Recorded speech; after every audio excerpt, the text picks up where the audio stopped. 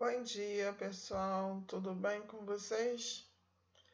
Bom, hoje nós vamos ver a continuação, né, do regime militar, que é do milagre econômico à abertura, ou seja, o final da ditadura militar, né?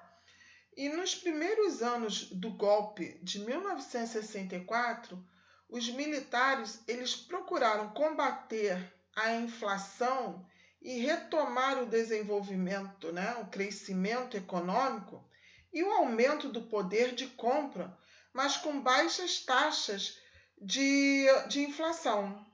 Bom, a estratégia utilizada para o crescimento econômico, ele visava o desenvolvimento industrial com produção voltada para o consumo interno. A produção de bens de consumo duráveis, né, tipo geladeiras, fogões, aparelhos de televisão e etc., foi importante para a recuperação econômica do país, possibilitando o milagre econômico, ou seja, um vigoroso crescimento da economia brasileira. Ah, professora, eu sempre escutei falar que não houve inflação no período militar. Mentira! Nós tivemos a inflação foi muito grande.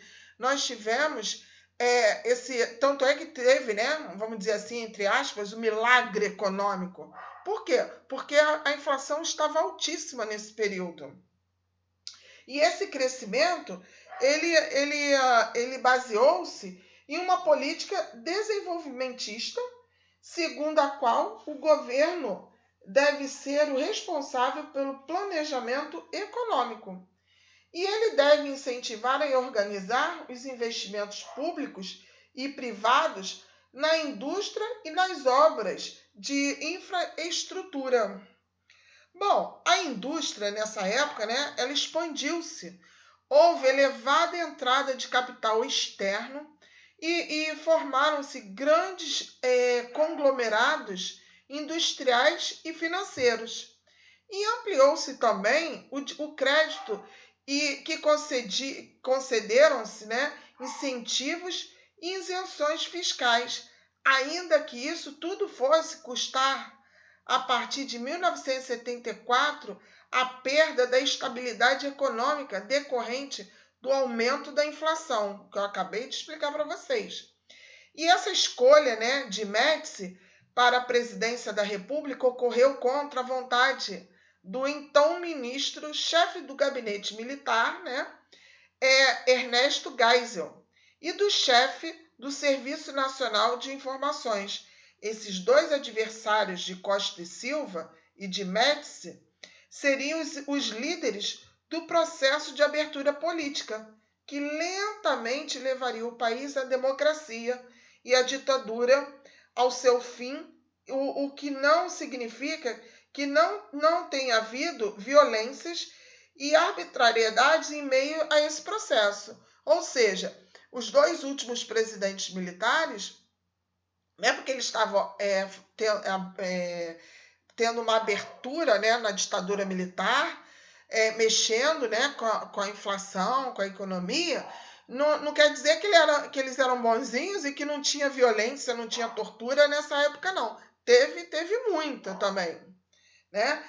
E essa abertura, né, o fim do regime militar, o governo de Médici, que havia sido extremamente repressivo, foi substituído em 1974 pelo governo de general Ernesto Geisel,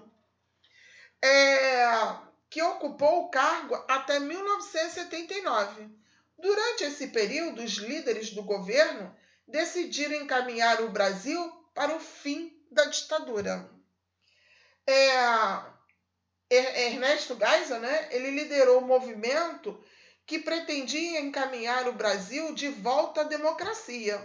E ele optou por uma abertura lenta e gradual, para evitar o risco de revoltas que poderiam lançar o país em confrontos violentos, o que seria uma ameaça ao governo. Então ele tinha que fazer uma abertura lenta e gradual, mas puxando as rédeas para que o povo não se revoltasse e ter que continuar esse governo militar no poder por mais alguns anos. O MDB, né, que era o partido, que nessa época só existiam dois, MDB e Arena, conquistava vitórias eleitorais importantes, mas que acabaram por levar o governo a tomar algumas medidas para conter a liberalização. E diante dessa situação, em 1976, a Lei Falcão foi aprovada. Por meio dela, os meios de comunicação foram colocados sob censura durante a propaganda eleitoral gratuita de rádio e televisão. Ou seja, nesse período de propaganda, né, eleitoral, houve a censura dos meios de comunicação. E aprofundando esse influxo repressivo, em 1977 o governo suspendeu o Congresso Nacional e decretou o Pacote de Abril. O que seria o Pacote de Abril? Foi um conjunto de mudanças elaboradas depois que o governo perdeu a maioria no Congresso. Essa derrota havia impossibilitado o governo de aprovar as alterações necessárias. E para a garantia da vitória da Arena, né, o outro partido, nas eleições para governadores de estado no ano seguinte, e apesar desse retrocesso, a democracia alcançaria uma vitória importante: a revogação do AI-5, o pior ato institucional da história. Foi o AI-5.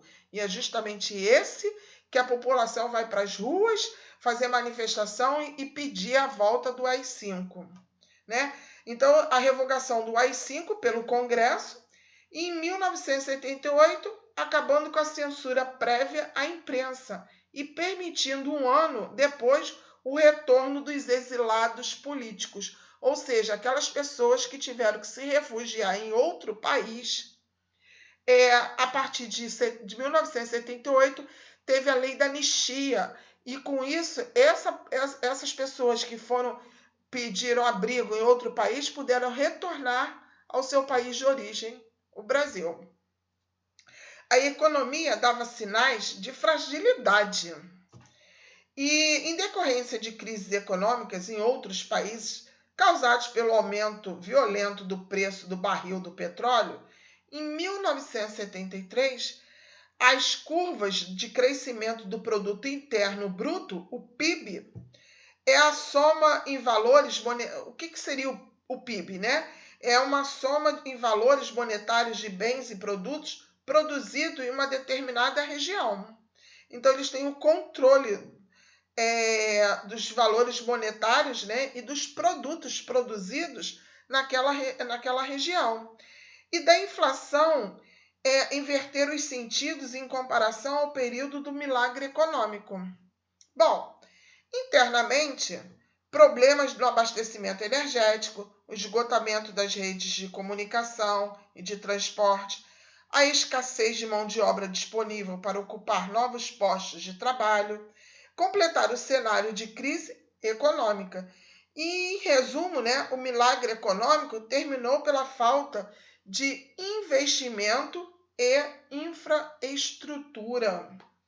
Nessa situação delicada, né, Figueiredo, o último presidente militar, assumiu a presidência. Apesar de ameaçado economicamente, ele continuou o processo de transição política para a democracia. A volta ao pluripartidarismo, né? Ou seja, mais partidos poderiam surgir, né? Que foi aberto, foi uma etapa nesse longo caminho.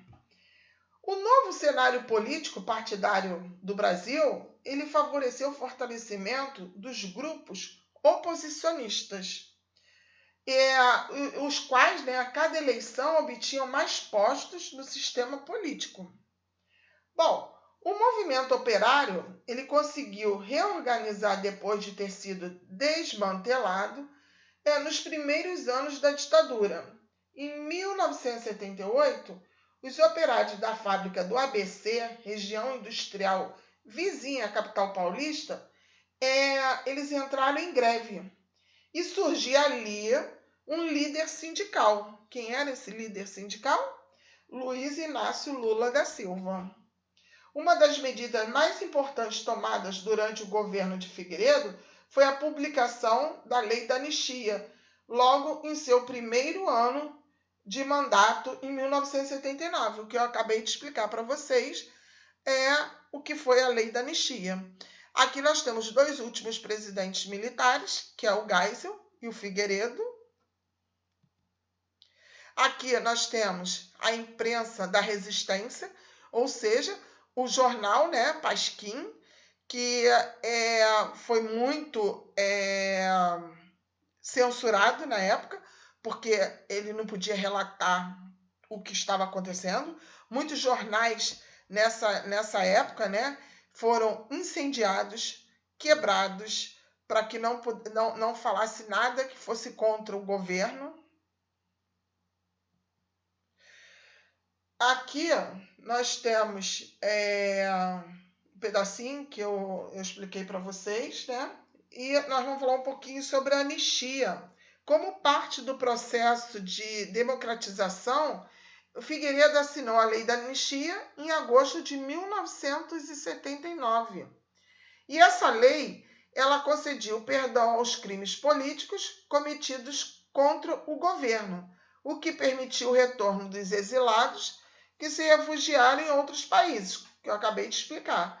O texto, né, ele referia-se também ao perdão aos agentes que haviam praticado crimes em nome do Estado brasileiro, entre os quais os torturadores. Ou seja, essa lei da anistia permitiu que os torturadores, os assassinos, eles ficassem impunes e não fossem presos. Por isso, a lei da anistia, ela favoreceu um lado, que foi muito bom, que as pessoas puderam voltar para o seu país de origem, mas também ficou impune aquelas pessoas que torturaram, mataram, judiaram das pessoas.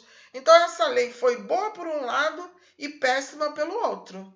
Quer dizer, foi bom porque as pessoas puderam voltar para o seu país, mas ao mesmo tempo ela não puniu as pessoas que fizeram tanta maldade. E nos últimos anos, né, setores da sociedade brasileira começaram a lutar pela revisão dessa lei. Só que não deu em nada, gente.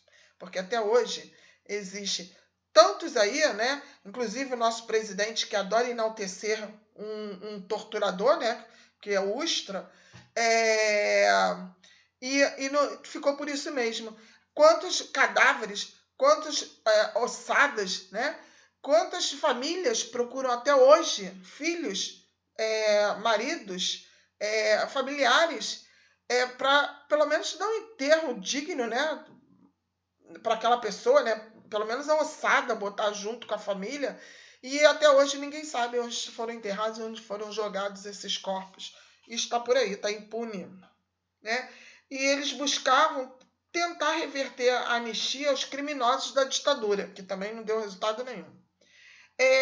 E exigem, né, assim, o julgamento dos torturadores e agentes dos estados e eventuais punições a eles.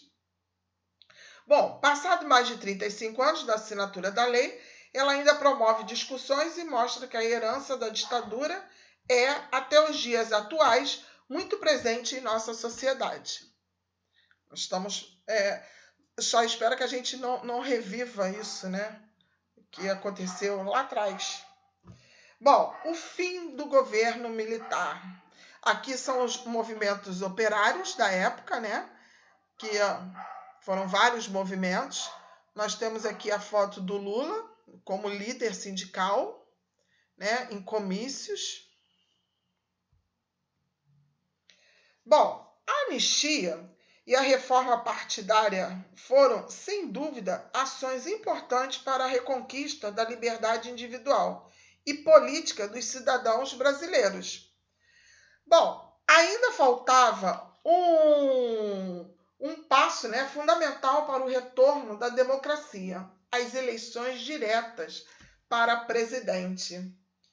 Bom, e esse clamor não demorou a tomar as ruas, Em 1983, em toda a nação, né, movimentos populares, comícios, pedindo eleições diretas, era a chamada da campanha Diretas Já, que mobilizou milhares de pessoas em todo o país. E as reivindicações estavam ligadas às exigências de mudanças políticas, mas também à grave crise econômica que o Brasil vivenciava desde o final da década de 1970. A inflação elevada, altos índices de desemprego e arroxo, né, aperto na contenção salarial, foi complicando o quadro econômico. Bom, nós tivemos também a emenda, né, foi derrotada no Congresso e o sucessor de Figueiredo foi eleito indiretamente pelo voto dos deputados federais e delegados de assembleias estaduais, ao que se chamou de colégio eleitoral. E quem participava da disputa era Tancredo Neves, cujo vice-presidente era José Sarney e Paulo Maluf. Bom, em janeiro de 1985, né, Tancredo Neves venceu e a ditadura estava oficialmente encerrada. E alguns estudiosos afirmam que ela havia terminado, na prática mesmo, em 1979, na eleição de Figueiredo. Outros dizem que somente a promulgação da Constituição em 1988 teria consolidado, né, a democracia. Realmente, a última vez que mexeram, né, na Constituição do Brasil foi em 1988, após a ditadura militar. A ditadura militar terminou em 85 e em 88 fizeram uma nova Constituição para o Brasil. E daí para cá, nós não mexemos na nossa Constituição. Nós tivemos várias emendas, né, várias leis que foram sancionadas e entrou na nossa Constituição. Mas mexer mesmo em toda a Constituição, isso foi só em 1988. Tiveram alguns crimes, algumas leis que foram colocadas lá. Na véspera da posse, né, do Tancredo Neves, ele faleceu. E uns dizem, né, que ele estava na posse, foi até uma missa de posse, ele passou mal, teve que ser internado, e lá ele não saiu do hospital, ele teve uma diverticulite, né, um problema no intestino. Então, como meus pais falam, né, nó nas tripas, só que não é nó nas tripas, é diverticulite. É um processo lá, uma inflamação no intestino. Ele teve que ser operado e veio a falecer. E quem assumiu foi seu vice, José Sarney, que assumiu em seu lugar e governou até 1990. Ou seja, nós, mesmo com toda a campanha das diretas já, o povo não escolheu o seu presidente. Foi escolhido pelo colégio eleitoral um presidente civil. E a transferência da faixa presidencial para o seu sucessor foi Fernando Collor de Mello. Esse sim, o povo elegeu, foi às urnas e elegeu Fernando Collor de Mello, escolhido em eleições diretas, né? Foi uma demonstração da garantia de voto da democracia. Mas isso ocorreu só em 1990, que nós vamos também ver quem foi Fernando Collor de Mello.